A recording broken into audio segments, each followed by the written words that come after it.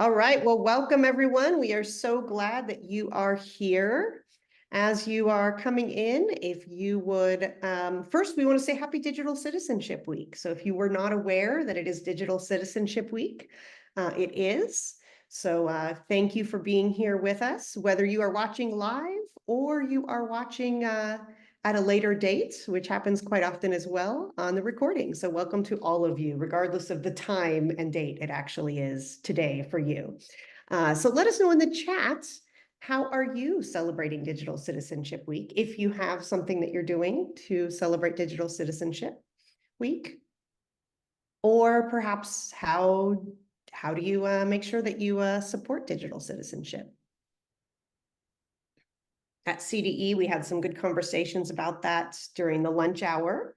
With my colleague, Christina Mattis, who will be here shortly. So yeah, let us know.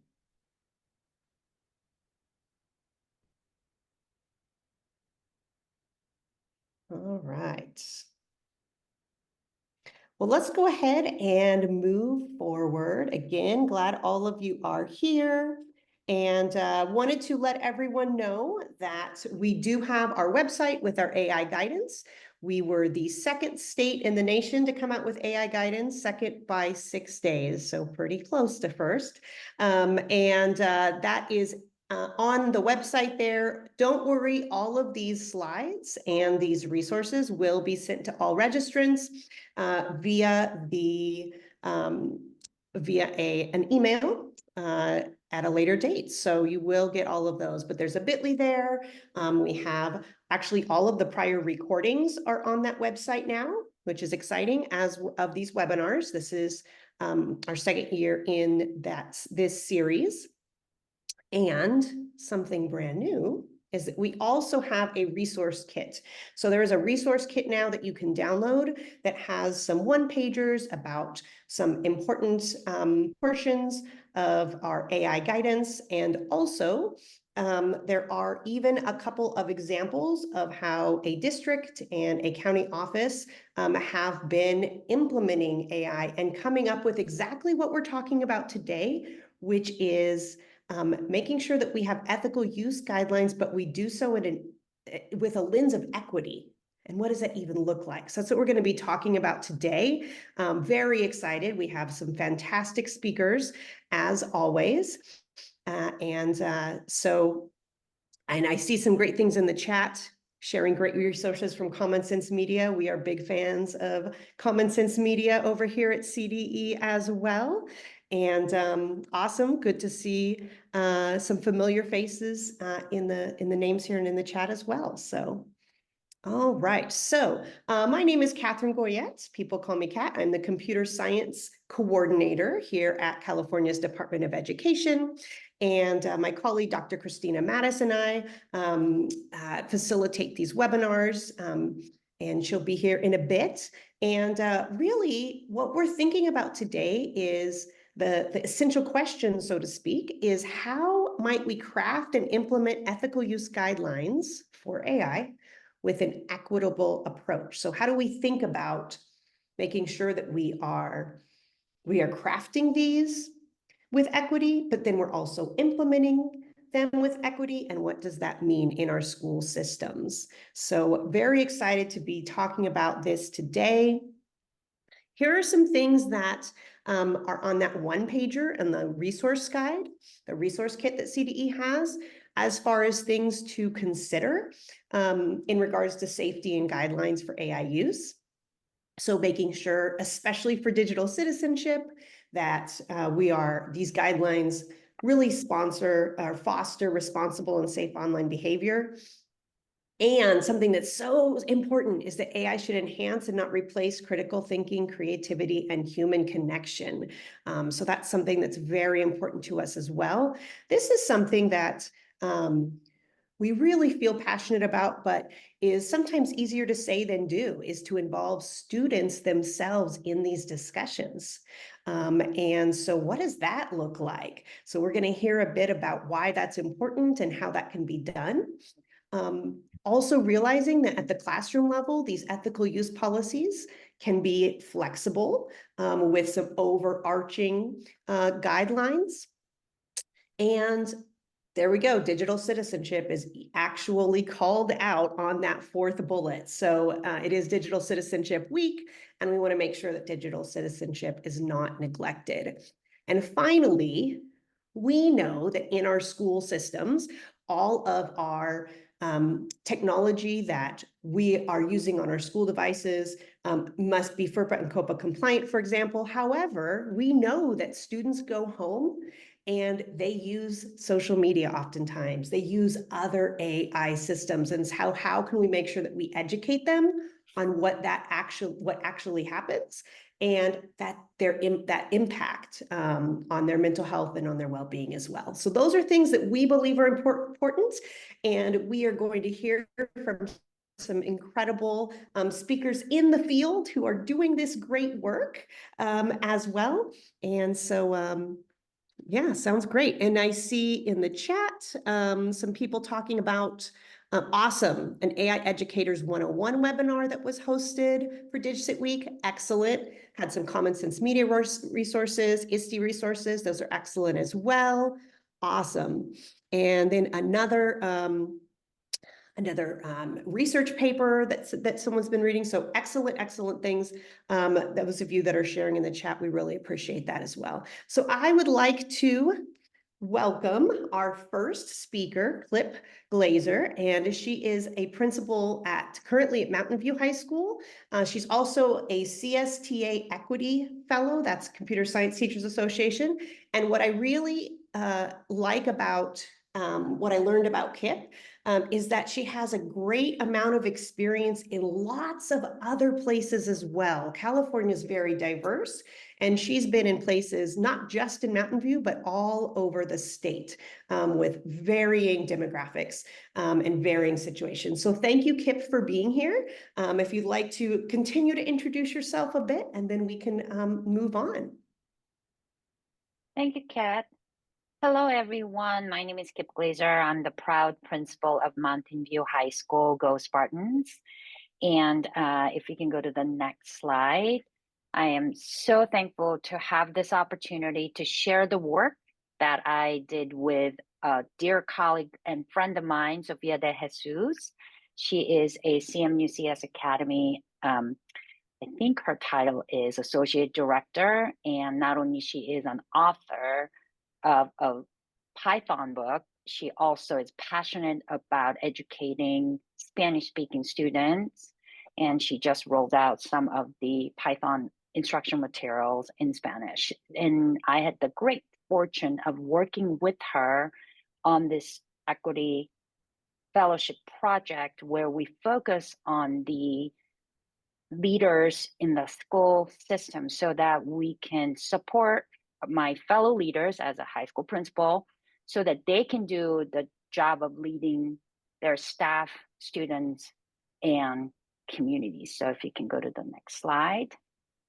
So first, we, as you can see from our title, we were thinking about having a balanced approach. And I think if you're having an AI conversation, you would hear that a lot, right? Like the benefits versus risk and all the things. And next slide, please.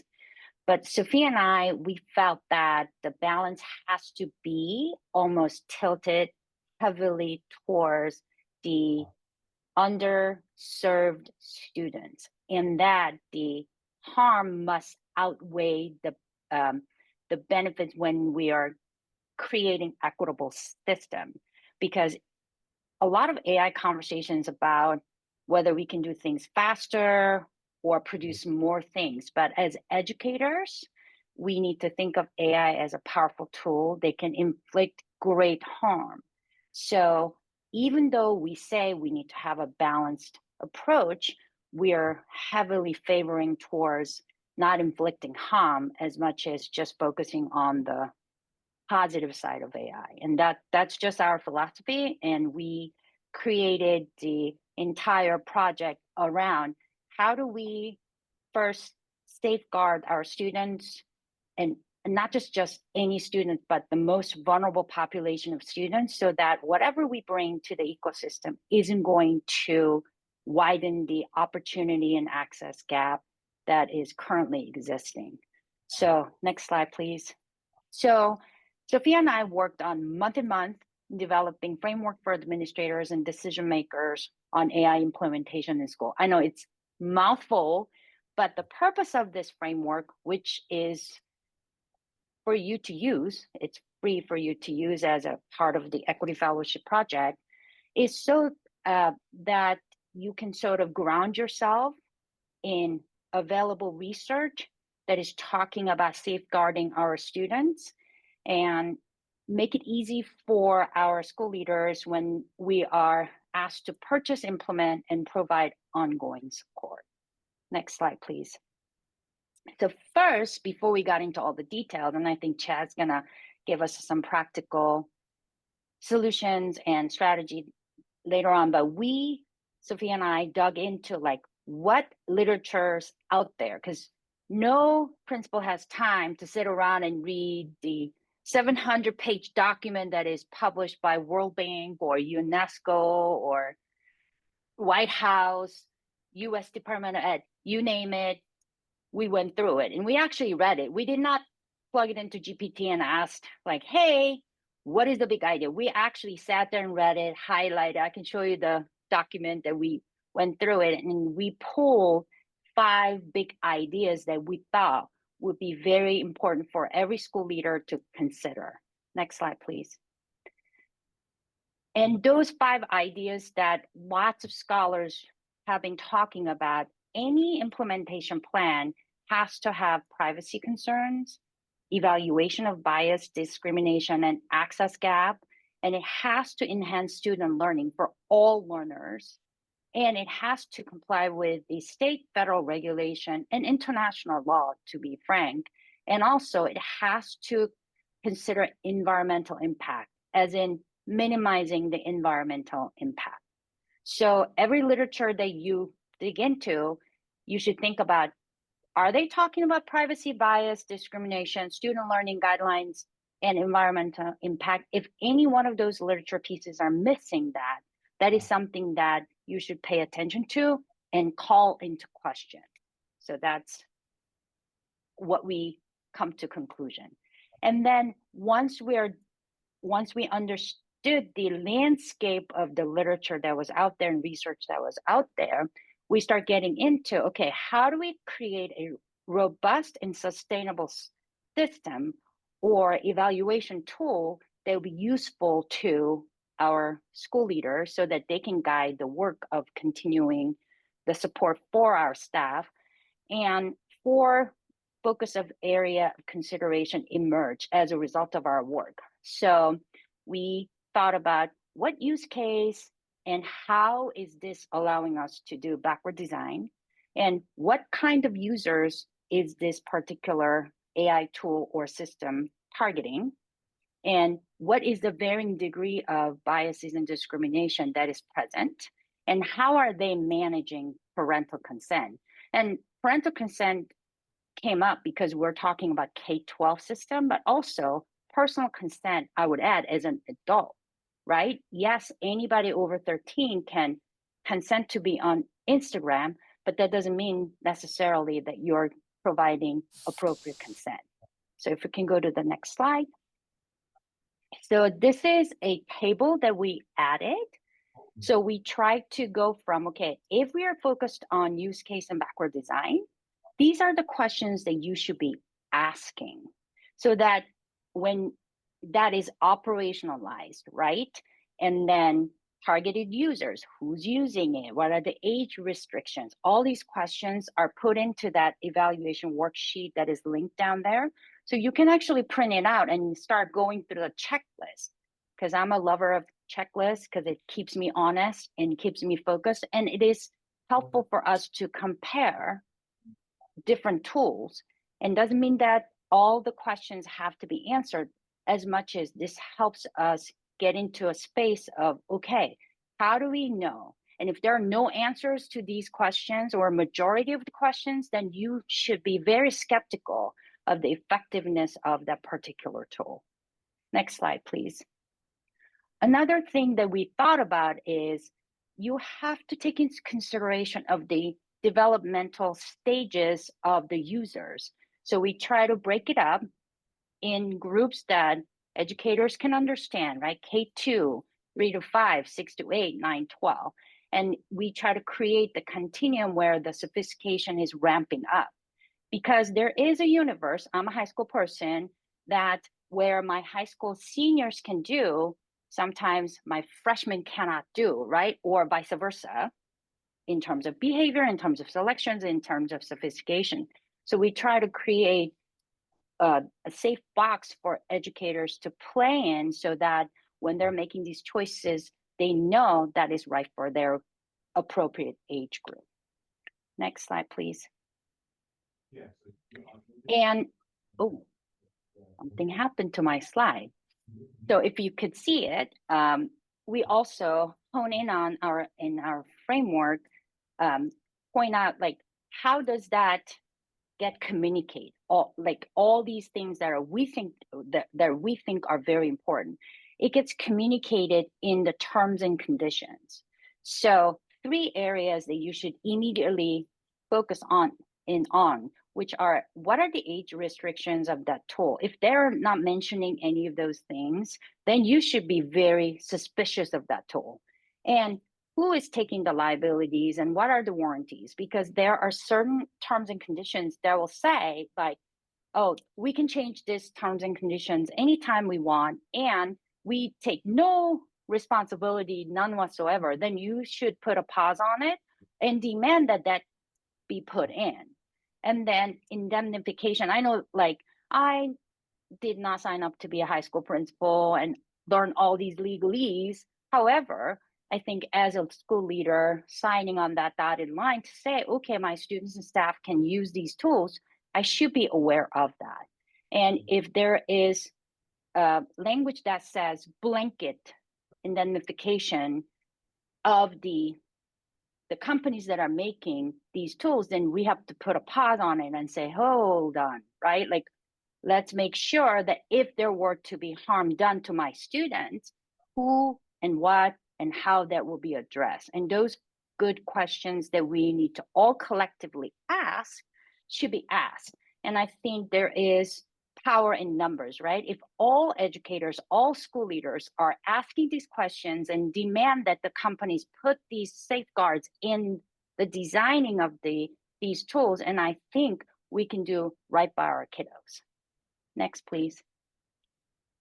Another practical consideration that we should never forget is the infrastructure question. In order for us to take full advantage of these tools that are coming into our school ecosystem, we have to have robust Wi-Fi, right? We have to have energy sources, and we have to have refreshment cost in mind, right? So when companies come to our ecosystem and say, hey, introductory rate of X, my question always is, okay, what's going to happen 6 months from now when there are new technologies that is coming out? What is the support plan? What is the refreshment plan? I always think about that. And I would also ask, what is your evaluation cycle? What type of data are you going to give me in terms of usage data or effectiveness data so that I am getting the benefit from the investment that I'm putting in, not just the financial investment, but also number of hours that our staff is spending learning how to use these tools. And next slide, please. So I just wanted to give you an example. There are researchers out there making efforts to make that slightly easier. Digital Promise is one of those organizations that have launched the EdTech certification program, and you can read more about what their process will be. And I know that they're always looking for feedback from the educators, and I would be super interested in learning about how the product certification process work. And I just share that as an example. And there are lots of other organizations that are doing that. CDE is one place where they have tons and tons of resources and help is out there. And I think that is super important that we educate ourselves in learning about what is available so that we can keep our students and staff safe. Next. And this is something that I wrote with two colleagues of mine. As you can tell, I'm participating in an AI webinar. Clearly, I love technology, and I think technology can do lots and lots of good. However, and if you can go to the next slide, here's my last pitch for you. And I have said this in many, many, many webinars and contexts. And this is sort of like my elevator speech, if you will. I think when it comes to technology, we have an inherent bias or privilege towards faster and more. But I think as the AI ramps up that speed, we need to really slow down and be extremely deliberate, because there is pressure that you have to know everything about technology yesterday. And I think we educators need to support each other so that we don't rush into adopting tools because we feel pressured to. So that's my last pitch, and thank you for your time. Thank you so much, Kip. I love what you, so many great nuggets of insight in there. Really appreciate the information there about that pressure. Like, we have this pressure of feeling like we have to know all these things right away, and we have to adopt all of this right away. So I appreciate the call to be thoughtful as we're going through this. And also something I thought that was really interesting that I also don't hear a lot of is making sure that we're considering the environmental impacts of AI. So I appreciate that you brought that up, because that is an equity issue for many as well. And then access, the infrastructure. Sometimes that's still a challenge that we want to address as well. So thank you so much, Kip. Really appreciate you being here and helping us to kind of think about, when we're talking about an equitable approach, that we need to consider the harms almost more than those benefits, so to speak. Thank you so much for that. I am going to stop sharing my screen, because now, I was going to show the headshot there, but we'll just, that's all right. I think you have it too, Chad. We're going to now introduce our next speaker, Chad Lanes from ABC Unified. And Chad has done a lot of on the ground work in working with how do we bring in multiple stakeholders when we're talking about ethical use of AI. And so how do we make sure that our educators and our teachers, and how are we equitable with all of these different collaborative partners? And so really excited to hear what you have done and what your process has been, Chad, so that we can learn from you and get some ideas on our own as well. So Chad, if you want to introduce yourself further, feel free to do so. Right. And we're excited The slide is up, yes? You can see Yes, it? Okay, great. we can First of see it. It's all, great. I gotta speak to Dr. Glazer first. You speak my language. There's so much that was said there. I wanted to jump in like every other slide. Especially your message at the end, and you'll see it at the end of my message too, articulated in a little bit simpler way, but beautiful message there. And then the unique challenges of a school district to provide equitable, ethical access and be thoughtful and strategic about it from grades K all the way through 12 is a beast. So with that being said, let me introduce who I am and what my background is. So my name is Chad Lanes, and I am currently ABC Unified's Instructional Technology Specialist. My background is in middle school. So I was a middle school history teacher for 33 years. Usually there's a thunderous applause. There it is. I see it. 33 years. And it is there where I fell in love with technology. I realized very early on how it could help me, and more importantly, how it could engage and hook my students. But I quickly realized that the novelty of that shiny object, it wears off, the luster wears off, And you have to go back to those tried and true methods of having a clear objective, having measurable criteria, and using technology when it's appropriate. It doesn't always need to be to be used. And I found over time that the best approach was a blended approach where you take technology to meet those objectives and give students the opportunity to read, write, and think every day and to speak. And then ultimately we'll be developing those fundamental soft skills. I don't know why they call them soft because they're so important, where they learn to compromise, they learn to communicate, they learn creativity, collaboration. So that's a little bit of my background. It's interesting that I was in the classroom, I didn't have to worry about things like the ethics and the equity involved in technology because it was taken care of here. ABC Unified has always done a really good job. And now that I'm living in this environment, I can see the hard work that goes into making responsible decisions. Today, I just want to take you a little bit of a journey it's a simplified journey. You can think of it as our Cliff Note journey of our district and some of the strategies that we have employed to make sure that data privacy, the expectations are communicated clearly throughout all of our district, including all of our community partners. I wanted to start with this short video. I've just taken a clip of it, and it just speaks to the fact that technology, and specifically AI, is moving very fast. It was titled "The Danger of AI is Weirder Than You Think." I'm going to play just a little piece, and then we'll talk. So I'll stop right there. When I saw this, and I just recently saw it, I was so excited because I thought, oh my gosh, yes, we still need to use our HI. Human intelligence is so important. AI is so limited. But then I saw that this video was recorded in 2019. So I have done a little, What about whoops, let's ice pause cream? here. The struggle to invent new ice cream flavors back then was incredible, but now it's so easy. So I did the same thing. I went into Gemini and I typed in, please create new flavors of ice cream that has to be brand new. And I put that into my generator and I came up with this amazing ice cream flavors. There's not a bad one in the bunch. They're creative. I love the breakfast blitz. I thought, oh my gosh, yeah, I'll take a waffle cone ice cream, maple syrup, bacon bits. Amazing.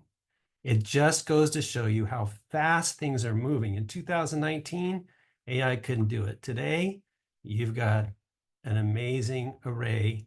You thought 31 flavors was special. Come on now. This is pretty amazing. So how does it relate to data privacy? Well, when things move fast, we need to have a reliable compass, right? And we have to have a roadmap. And the key to making sure that everybody is heading in the right directions is making sure that we are communicating those ideas to all of our community partners. We need to be transparent. We need to have clear guidelines. And we also have to be flexible to a point where we know that AI is changing so quickly. We cannot make, or we felt as a district, we couldn't make mandates. We couldn't make policy. We could make guidance. And to the right is an image. I've shared this slide presentation. You can click on it at your leisure and just pop it open. And it shows sort of our AI roadmap that includes just about everything. And to the point where we're at now, where our journey continues.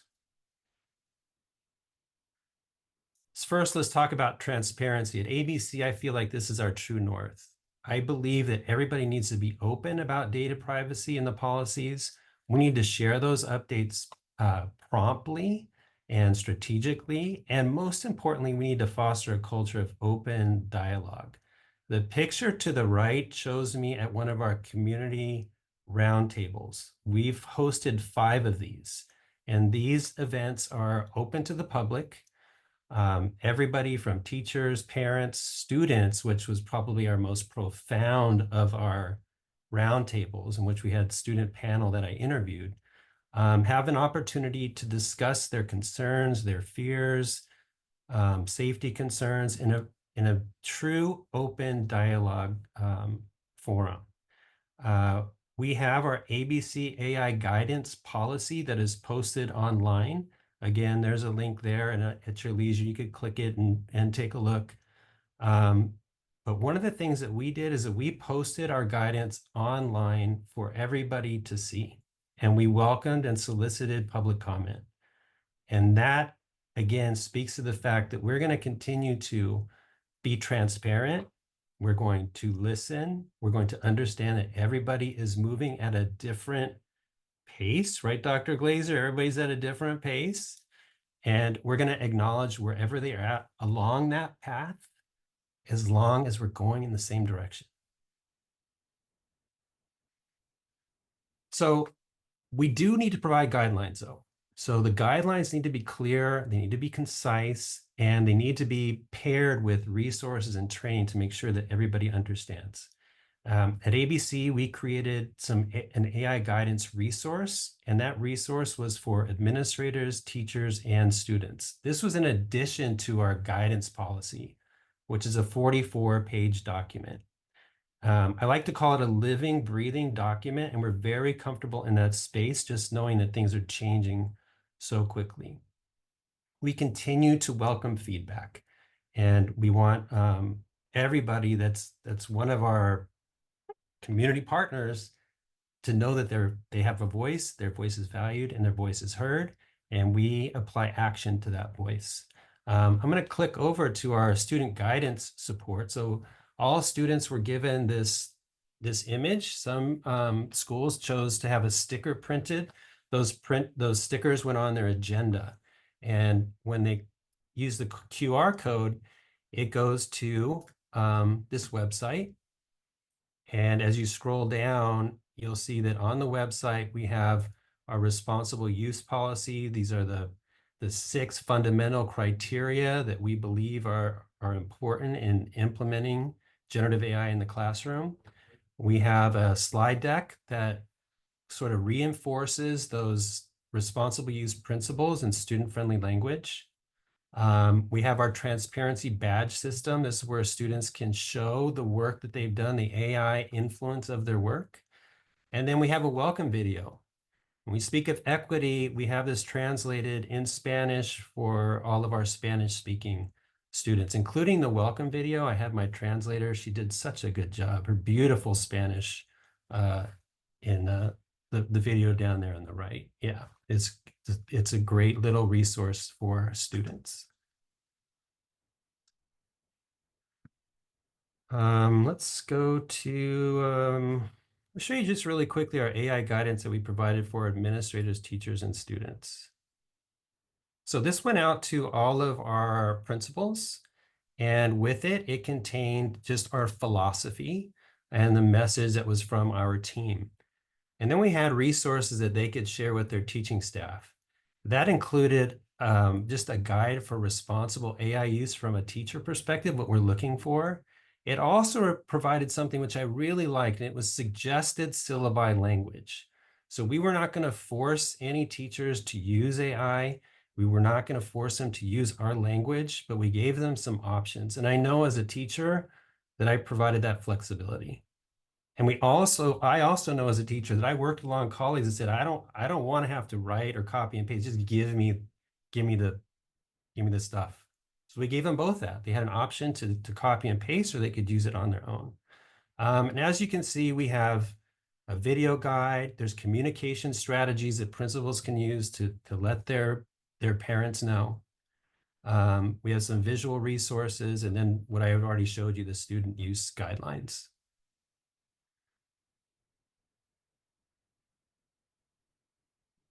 Oh, did I miss one? Nope, we're ready. Okay, so we got to be flexible, but there are some things that are non-negotiables, right? So as we're going through these twists and turns, we need to ensure that we are COPA and FERPA compliant. And this goes to speak to my time in education and the fact that we work as a team here in ABC. So when I get super excited about integrating technology and think how wonderful it can be, fortunately, we have a team that is pumping the brakes. Say, hey, Mr. Lanes, this is great, but I'm not so sure that these guidelines, these COPA, they're a little fuzzy. I'm not sure what we're doing. And we are currently dealing with one of our video platforms. And I am so excited to get out to my teachers. And each time I'm ready to do it, I have someone that taps me on the shoulder and says, you know what? They haven't told us about that yet. We got to be careful. The privacy is not in place. So I think it is integral to be a part of a team and to share those ideas, especially amongst principled, experienced people. And we have them here at ABC. We have an educational consultant named Carmen Dean, and we have Irina Roscoe, who's worked here forever, and of course, our new director, Mike Lawrence. And we are strategic and intentional about the time we place for this. We meet every week and we share best practices, we share our concerns and some of the latest in educational policy. So it's really, to me, something that I need. And as a team, it makes us so much better. So finally, if we're talking about road trips, you know, it doesn't have to be a final destination, right? We have no destination, so we better fuel up, right? So let's have a good soundtrack. Gotta have that. Gotta have that coffee. We're gonna bring some snacks, maybe even some ice cream. I'll show you some flavors, and let's enjoy the ride together. We can all take different routes. This is what I talked about before. We can make a few rest stops. Some people are going to move slowly. Some are going to kind of go off a little bit, but we're going to put some guardrails. But as long as we're going in the same direction, this is going to be an amazing journey. And I just welcome everybody here today to have some safe travels and some happy trails. AI is really exciting, and it truly is a journey. Thank you so much, Chad. I appreciate so much of what you said. Love the stickers for the student AI guidance. That Yeah, is that's great. great idea with the QR code. That is excellent. And the fact that those public sessions and actually soliciting feedback, that can be scary to do as an administrator, right? Oh, yeah. And yet that's how we show our community that we value their input. That's how we make sure that everything is relevant. So that is excellent. I love that approach and that eye towards equity. That is fantastic. And I can add, if you don't mind, I can add just one thing that Yeah. we did solicit those comments and we actually addressed every single one. So we have a document, it's up on the website, that shows not only the question that was asked, but a personalized response to every single one there. So we truly are listening, and we really look forward to those roundtables. I'm telling you, I mentioned it earlier about listen to the kids. I should have made that a whole slide, but man, they will continue to surprise you. And when we went to the high school and had our roundtable and interviewed them, they were genuinely concerned about how we were going to put generative AI in the classrooms for kids that were younger than they were. They felt that they could do it responsibly, but they recognized that it was important for younger ones to have that direction. It blew me away. But those kids know we need to listen to them too. They are very integral in this community partnership. Absolutely. Awesome. Thank you so much. I do want to open up the floor if there are questions for our presenters. And so whether it's in the chat or someone wants to unmute, either way, that would be fine. If there happen to be any questions, or let us know in the chat, what did you notice? What did you wonder as we were going through this? I will say, Chad, I appreciate listening to my son, who's now 21, and listening to him talk about what he feels. I think he's sometimes more concerned than even I am in regards to some of these issues. And sometimes we don't realize that students they see things sometimes that we don't. And so, you know, it's so important to talk to our students. So definitely appreciate that. Yeah, in our roundtable, we had an adult in the room who was tech resistant, did not want generative AI in the classroom. And the students actually stood up and voiced how it was helping them.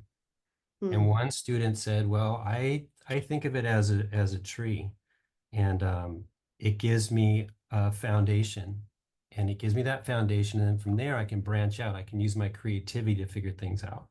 I thought, wow, that's beautiful. And then another student interrupted and said, well, you know what? I like that, but you know how I use it? I'm one of those persons that has ideas that are floating all over the place. So I have the branches and I put them all together, and AI helps with the foundation. I said, oh my gosh, I'll bottle those kids up and take them with me. Yeah, that's it. That's excellent. I love that. And I know, Kip, you've engaged students in conversations as well. And so, you know, what have been your takeaways from any surprises or affirmations that you've heard from students? Yeah, so I have actually 3 different student groups that I've interacted with. My first group is Principals Advisory Council. It's about a 20 student group, 20 students in that group that meet once a month and they give me advice from how to manage trash in the quad to some curriculum issues or how I should be interacting with the student body. And then another group that I have, this year I launched a principal's technology internship where 2 or 3 students signed up in each period, and they are doing some tech related projects for me where they're supporting our boosters with their media campaign, or they're creating tutorials for newcomers and all of the things. And then last year I interacted with our Girls Who Code Club, who hosted an AI panel to talk about the careers in relating to AI development, because I'm very fortunate that we're in the Silicon Valley with lots of technology companies who would love to support our students. So, and students are amazing, like Mr. Lane said, and they're equally concerned about all the downfalls with AI. In particular, my group of students are very, very concerned about the environmental impact. My green team had brought up multiple times in terms of that one AI generated image can be equal to a fully charged cell phone, right? So they're very concerned about that. And I think that's a great sign. The more students are expressing those concerns. Another thing that they brought up in collaboration with my English language learner development teacher program, the teachers, is that the most of our multilingual learners can't really use any AI tools to be able to enhance their study skills, because if they ever put anything in Chat, GPT, or any other AI tools like Cloud or even Copilot, the answers that it produces so obviously are not created by our multilingual learners, right? So then they're concerned. Students have actually said this too. They're concerned that that is going to create wider opportunity and access gaps. So that's something that I'm thinking about as to, okay, if we introduce these tools, can this actually be a hindrance or tool that can be used against our multilingual learners, even though we're supposed to be teaching them about the effectiveness or use of these tools. So that sort of ethical conversations are happening, and students are very invested in it.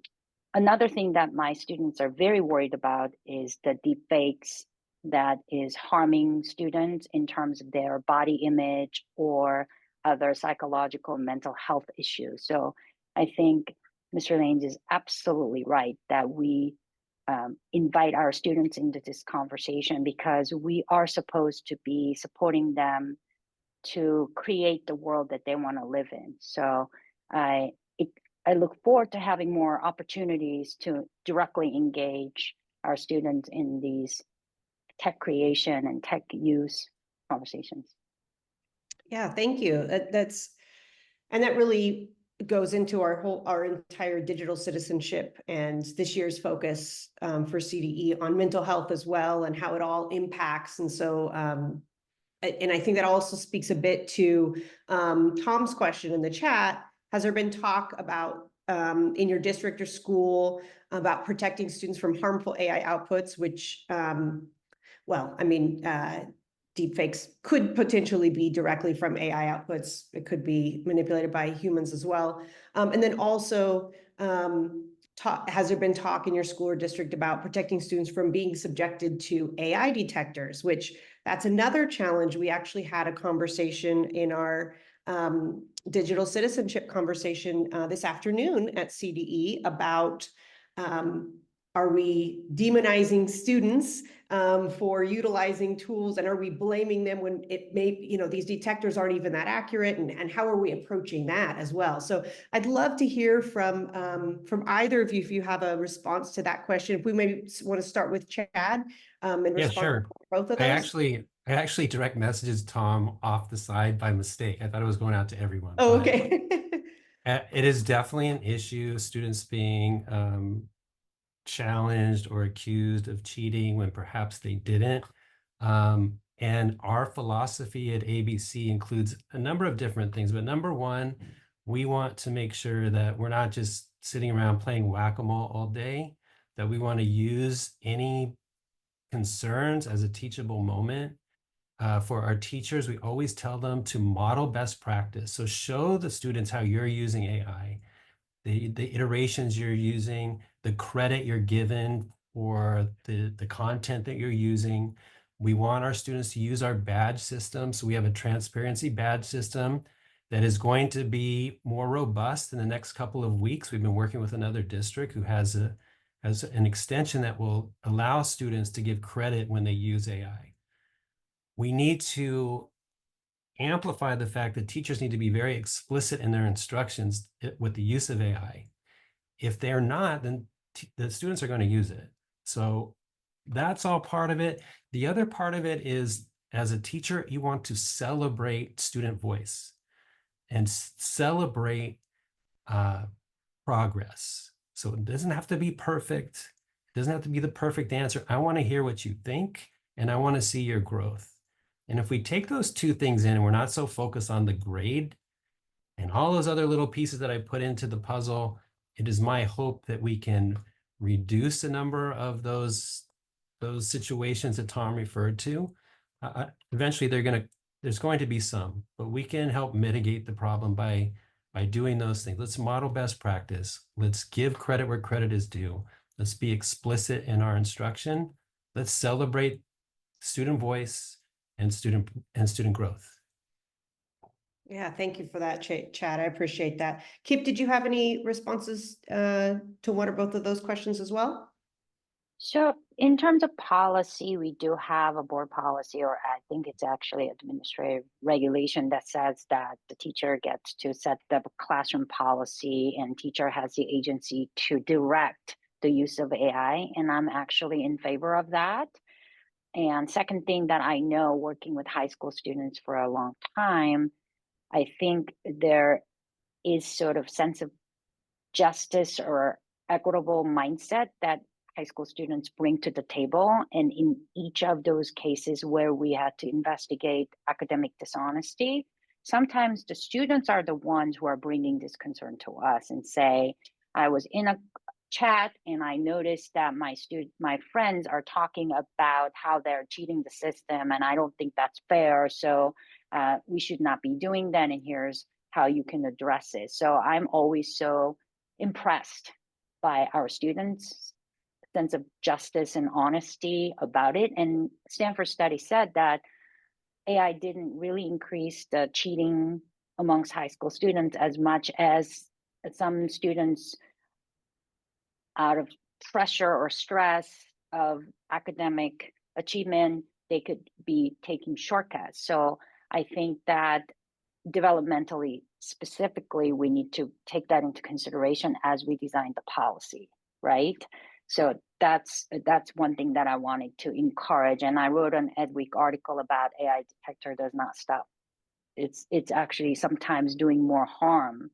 And I've seen a case where relationship between a student and a teacher broke because of the unreliable AI detection. And I think that's why I mean by balance has to be focused on reducing harm, and we need to all wrap our brains around that, and wrap our arms around our young people who are living in a considerably more challenging times, because when we were young, we didn't have YouTube that documented every mistake we ever made. And these students are having to deal with all these consequences of so-called technological advancement. And I think we have to exercise patience and kindness to one another, especially because our young people, they're developmentally wired to push the boundaries. And instead of responding to that with this very punitive attitude, and I think we just need to assume positive intent and work with our young people so that they have opportunity to safely fail. And that's what I want us to think about as a collective. Thank you. I feel like that really speaks to what both of you said, really speaks to the need for relationships between teachers and administrators and students amongst each other. And that's something that the AI can never do. They never do well, right? That relationship, that trust is something that is so important. So I really appreciate that. And so, yeah, thank you so much for sharing. I appreciate the you bringing this insight to us, and sharing what's happening in your school, in your districts.